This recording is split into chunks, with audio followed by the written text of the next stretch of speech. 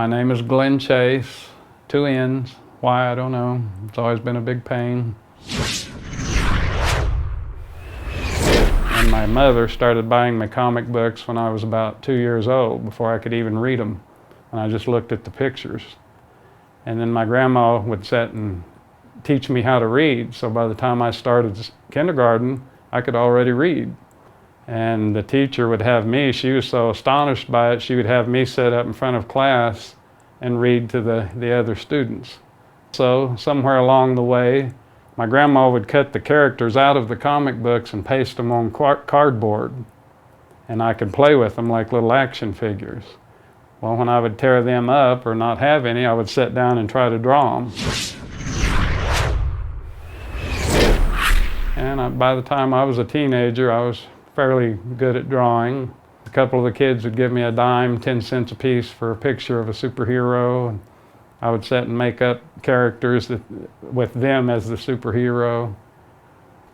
My main like of drawing in school was Conan pictures, Conan the Barbarian. I like drawing science fiction, superhero type things. And I was brought up in a little bit of an abusive household. My father was an alcoholic, drug addict, and so a child at that age kind of looks for something to escape reality sometimes, and so mine was Batman. I can remember being 4 and 5 years old and running to my room at night when my father was in one of his rages and shutting the door and pretending that Batman was there, holding the door shut, keeping him out. And so I've just always had this affinity for Batman as I grew up. One thing led to another, and I just started collecting the toys, and I think the toys started getting pretty popular when I was around 13 or 14, so I was at the age to where I didn't really play with them much. I'd just hang them up or set them up. I worked for several years, 10 years, as a sign painter, and we would paint big things up on the billboards along the highway. Well, they could always tell what ones I painted because an RV coming at you would usually have Spider-Man or Batman or somebody driving it. Oh, I've made money off of buying, selling, drawing pictures, and everything. It's kept me on the straight and narrow, give me a good moral compass. And I attribute, other than the fact I had a wonderful mother that raised me correctly, and some good positive role models in my life along with the bad, but I mean, what more can you say? The comic books, you know, pretty much a big important part in my life. And I've just always kind of modeled my life after the superheroes I read.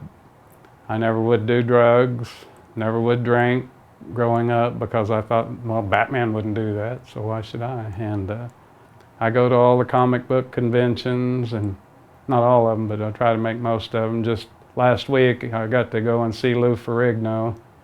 I first met him when I was 16 years old. The first episode of The Incredible Hulk came out on the same night I was supposed to go and receive my football award at school. And I had to make a decision on whether to go to the awards assembly or stay at home and watch The Incredible Hulk. I chose to stay at home and watch The Incredible Hulk, and several of my fellow teammates told the coach why I missed our assembly, so the next day of practice, I got to run the field all day for 2 or 3 hours. And I told Lou Ferrigno that when I met him, and he thought that was funny, and now I just went and seen him last weekend, and the first time I met him I was 16, and now I'm 58. So over the years, he's got to where he doesn't really know me, but he recognizes me because we've seen each other so many times. And he's very friendly, very nice, and he was another one of them. Probably my second favorite hero, besides Batman, was The Incredible Hulk. I got a job working at a residential youth care facility that was worked with young boys to try to turn them around from a life of crime or troubles and get set on the straight path. And Then when I worked at the youth facility, there were several kids that I would teach to read that had never learned how. I couldn't tell you how many kids I've taught to drive, or there were some children that would come through there, didn't know what a toothbrush was, didn't know how to tie their shoes, things like that, just little things that most people don't even think about. I've been able to teach hundreds of kids that over the years. So several years ago, about 20 years ago I guess, I had taken a group of the boys at my residential youth care facility on a camping trip at a state park in Muskogee, Oklahoma. We spent the night and did some fishing and had a good time, and then the next day we were headed home, or it was later the next evening because it was dark when we left. We were headed home, and on the highway we come across this car that was on fire, sitting on the side of the road. So naturally I stopped and pulled over to the side, and there wasn't any other cars on the road. It was late and dark, and we sat there for a minute, and I told the boys, I said, well, I can't just sit here and watch somebody die in a car and not try to do anything about it. I said, I'm going to jump out and go check this car, see if I can get in it, see if there's anyone in it. If anything happens to me, you guys go ahead and drive up to the next town a few miles up and call 911 and get some help out here. So they all sat back, and I got out and run over to the car and immediately started to open the door. Well, it burnt my hand because of the fire.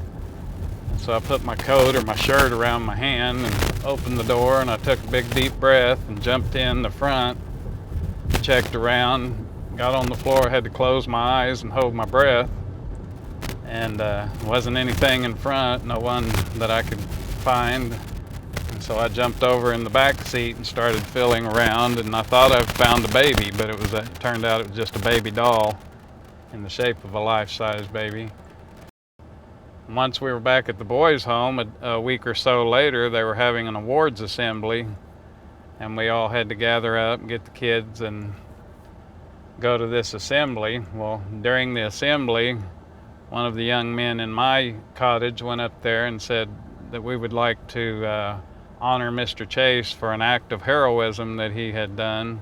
And I'm sitting there, I was shocked, didn't know what they were talking about. And they had taken a model car and set fire to it to where it melted down and put it on a plaque for me and gave me that as a act of bravery trophy.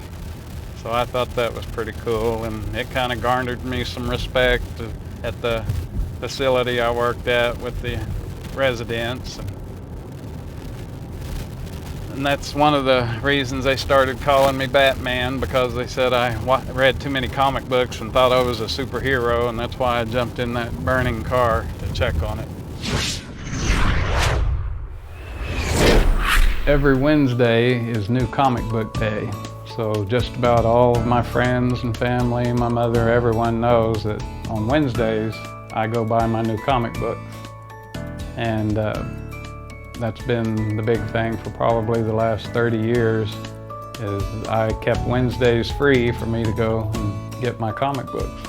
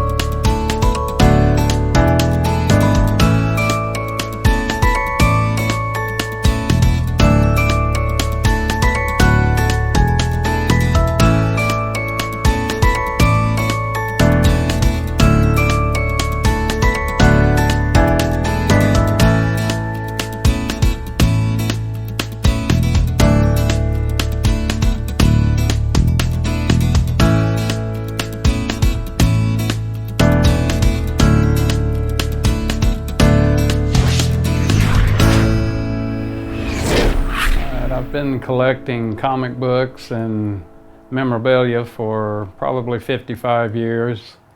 And of course, my favorite is Batman. And at one time, I had 38 long boxes full of comics, and each long box held 300 comics. So whatever 300 times 38 is how many comic books I had. I enjoy it. Not many people get to come and see my collection that I have in my home, but when they do, they're always either shocked or impressed. One of the air conditioning men that come in to check our air conditioning one time, he stopped right as he walked in, and he was just dumbfounded with his mouth hanging open, looking around. He forgot why he was there.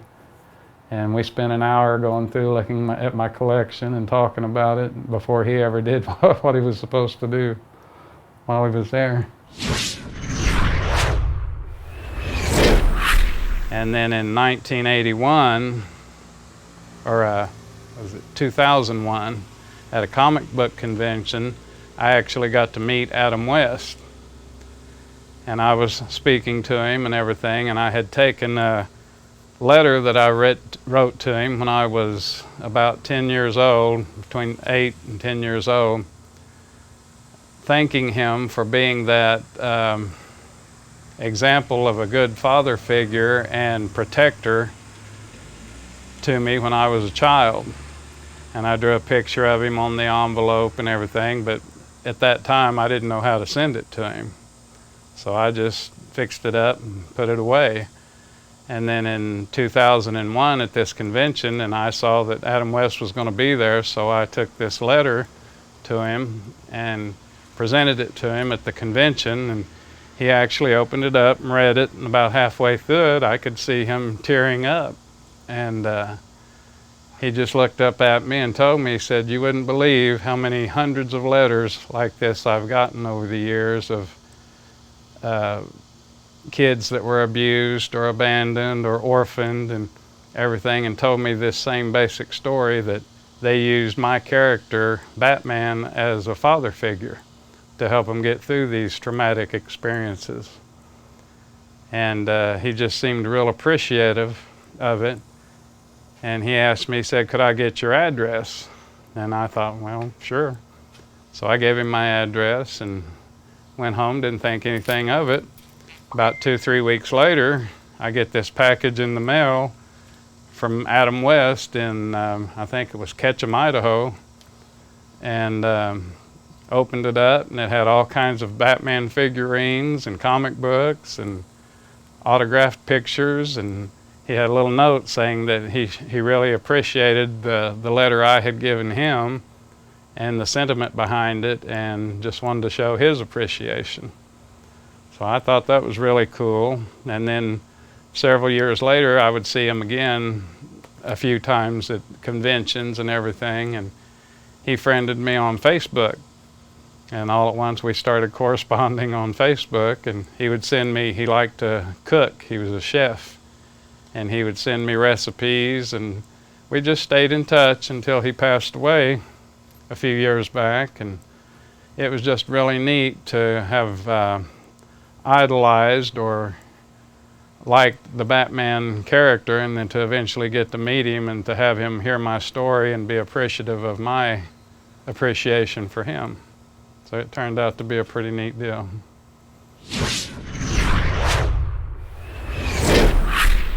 I got on the list of a local casting agency, and they started sending me extra roles to try and go for, and I've been doing that for 11 years, and as of this time I've been in about 22 movies, 3 music videos, 3 commercials, a couple of animated short films, and I just finished up 6 days on a major film that's being shot now. And I have a difficult time learning lines, so I stick with just the extra roles where I don't have to devote a lot of time to it. Plus I have to take care of my mother pretty much full time. I found a Batman motorcycle costume that I just had to have, and my mother was the sweet person she is. She bought it for me for my birthday about 5 or 6 years ago, and it's pretty intricate. It's a motorcycle suit, but it's the Batman costume. And I started wearing it to children's birthday parties. Friends of mine would ask me to come over and play Batman at birthday parties. And my cousin works up at St. Francis Hospital, and I went up to St. Francis a few times to visit sick children in the costume and everything. I'm not doing that as much anymore, but I've got it on a dummy in there in my room that startles me every once in a while when I get up in the middle of the night. I resigned and retired about a year ago to take care of my mother. That she'd had a stroke and she was needing full-time care, and I couldn't work a full-time job and take care of her, so I just retired myself too, and now we sit around and go on little adventures and watch TV. And I decided I was getting way too many comic books and toys and collectibles that I'm about to run out of house, so I decided, and I'm getting at the age now that I need to decide what I'm going to do with all this stuff. So I donated some of my comic books to the youth shelter that I worked at. I've donated some of them to the library, and then I've sold a bunch off to comic book dealers. To about 1,000 different kids in my general area call me Batman, and that's what I'm known as. I'll be walking down the hallway at Walmart and somebody will holler, "Hey, Batman," and I'll turn around and it'll be a 40-year-old kid or man that I had counseled when he was a 16-year-old kid. And I've just always used the character of Batman as and other superheroes as an example of making their better choices, and that they can lead to a better life for these kids, and they don't have to let traumatic events or bad situations turn them into bad people. So over the years, with my with the kids associating me with the character of Batman, just because of the cars I drove and the toys I collected and the comic books I read and everything, I just accepted it as a nickname or a term of endearment that most kids would and people would call me. But after thinking about it, and especially during this, would you call it documentary or story, kind of concerning my life, I stop and think, and really, I am Batman.